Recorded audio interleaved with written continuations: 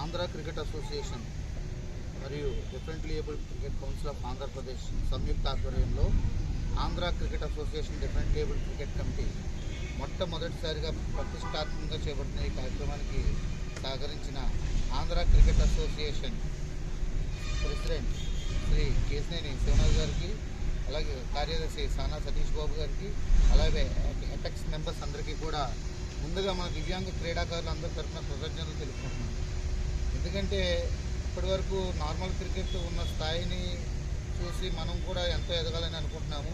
కానీ ఇప్పటివరకు మనకి సరైన ప్లాట్ఫామ్ అన్నది ఎక్కడా కూడా లేదు.